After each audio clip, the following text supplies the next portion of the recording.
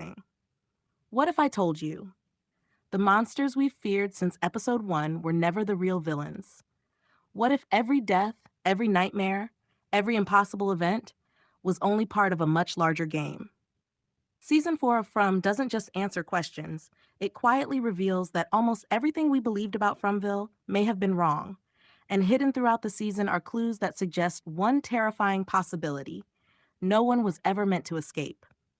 Today, we're diving deep into every hidden clue, every major theory, and one shocking possibility that could completely change how you see the series. Chapter 1: The Town Was Always Watching. When the first people arrived in Fromville, they believed they were trapped by coincidence. A fallen tree, a road that loops forever, a town with no way out. At first, it looked like a cruel accident, but Season 4 hints at something much darker. Every newcomer seems perfectly chosen. Each person arrives carrying guilt, fear, regret, or emotional wounds. It's almost as if the town isn't trapping random people. It's selecting them, not because they're unlucky, but because they are needed for something. And if that's true, then Fromville isn't just a prison, it's a machine. Chapter 2: The Monsters Were Never in Charge. For 4 seasons, we've believed the smiling creatures ruled the night. They hunt, they kill, they terrify everyone. But think carefully, how many times have they actually acted on their own? Almost never. They follow patterns, they obey strange rules. Sometimes they even ignore easy opportunities. Season 4 quietly suggests something incredible. The monsters may simply be soldiers, weapons, puppets controlled by something far more intelligent. Which brings us to the mysterious figure everyone fears: the Man in Yellow. Chapter 3: The Man in Yellow. Unlike the monsters, he doesn't chase people. He doesn't scream. He doesn't hunt. He watches. He waits. He manipulates. Every appearance feels deliberate. Every conversation feels calculated.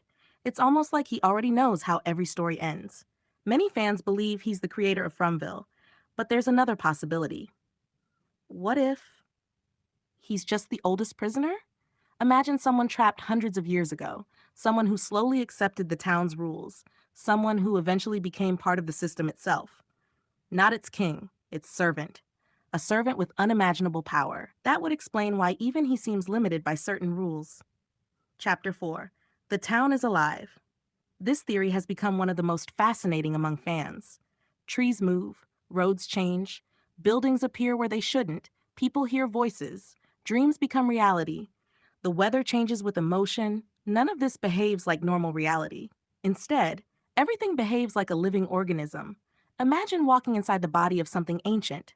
The trees become veins. The caves become organs. The monsters become its immune system. And every human trapped inside, a foreign object. Suddenly, every strange event begins to make sense. The town isn't haunted. The town itself is alive. Chapter 5: Julie and the Broken Timeline. Just when everyone thought they were beginning to understand Fromville, Season 4 introduced one of its most mind-bending ideas: Julie. At first, her experiences seem like strange visions, but the more clues we get, the more it feels as though she's doing something impossible. She's not just seeing the past, she's somehow stepping into different points in time. Inside Fromville, time doesn't appear to flow the way it does in the real world. The past bleeds into the present echoes into the future, and sometimes all three seem to exist at once. That changes everything. Because if Julie can move between different moments, then maybe history isn't as fixed as we thought. But here's where it gets terrifying. What if every attempt to change the past is actually what creates it? Imagine trying to stop a tragedy only to become the reason it happens. Imagine delivering a warning only to realize you've already heard that warning before. Every mystery, every strange symbol, every unexplained event could be part of one enormous time loop, a loop with no beginning, no end, only endless repetition. And if that's true, then no one in Fromville is writing history. They're simply acting out a story that has already been written, or so it seems. Chapter 6: Victor's Secret. If anyone holds the key to understanding Fromville, it's Victor. He survived longer than almost anyone else, long enough to watch entire generations arrive, fight, hope, and disappear. Most people assume Victor is simply broken by trauma, and yes, he's been through horrors no one should ever experience. But trauma alone doesn't explain what he knows. Victor remembers things that nobody else can: faces from decades ago, places that no longer exist, events everyone else has forgotten. His memories come in fragments, like pieces of a shattered mirror. And then there are his drawings. At first glance, they look like the sketches of a frightened child. But what if there's something much more important? What if every drawing is a record, a message left behind for the next generation, a warning hidden in plain sight? Imagine discovering that Fromville has gone through this nightmare. Not once, not twice, but dozens of times. Each cycle begins with new arrivals. Each cycle fills people with hope, and each cycle ends in tragedy. Victor may not simply be the longest survivor, he may be the keeper of history, the only living witness to a nightmare that has repeated for centuries. Chapter 7: The Forgotten Children. Among all the mysteries in From, none are more haunting than the children. They appear without explanation, they speak in riddles, they guide certain characters, yet confuse everyone else. Who are they? Why are they here?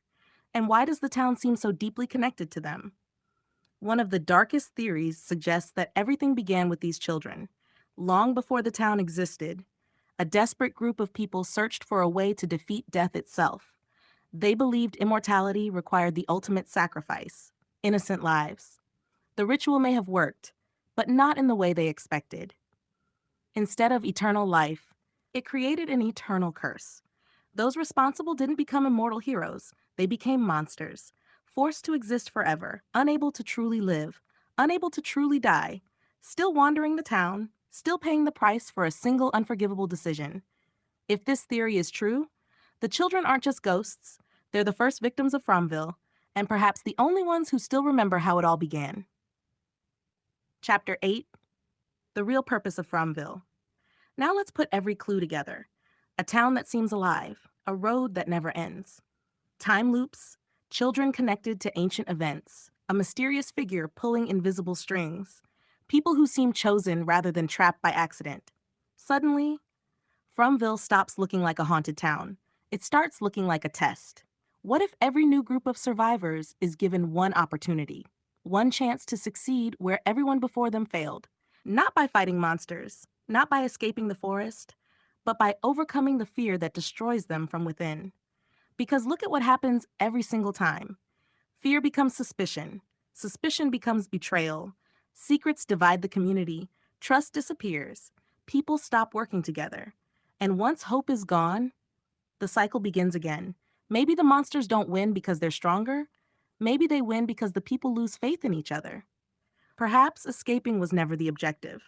Perhaps the true challenge has always been breaking the cycle itself. Chapter 9: The Theory That Connects Everything. Now here's the theory that ties nearly every mystery together. Centuries ago, a group of people performed a forbidden ritual. Their goal was simple: defeat death, live forever. Instead, they accidentally created a place that exists outside normal reality. A place where time folds in on itself. A place where memories refuse to disappear. A place we now know as Fromville. The monsters are the cursed survivors of that ritual. The boy in white represents the innocence that escaped corruption. The man in yellow protects the curse, because if the curse ends, his existence ends with it. Tabitha and Jade aren't ordinary people. They've returned again and again throughout history. Every lifetime gives them another chance to finish what began centuries ago. And Julie, she isn't rewriting history. She's becoming part of it.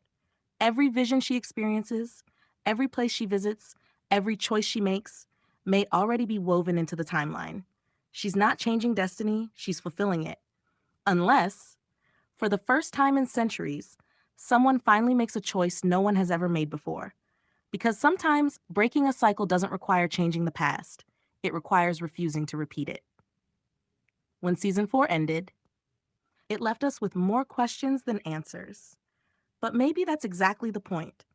This story has never been only about monsters hiding in the darkness. It's about memory. It's about fate. It's about guilt. And it's about whether people can escape the mistakes that keep repeating throughout history. Maybe the monsters aren't the true enemy. Maybe the man in yellow isn't the one pulling every string. Maybe the real prison isn't the town at all. Maybe it's the endless cycle that traps every generation before they even realize they're repeating it. And if that's true, then season 5 won't simply be about escaping Fromville. It will be about breaking a curse that may have existed for centuries. So before the final season arrives, ask yourself this. If you woke up in Fromville tomorrow, would your first instinct be to find a way out? Or would you try to discover why the town wanted you there in the first place? Because the answer to that question could be the key that unlocks every mystery, or the first step toward becoming part of the cycle forever.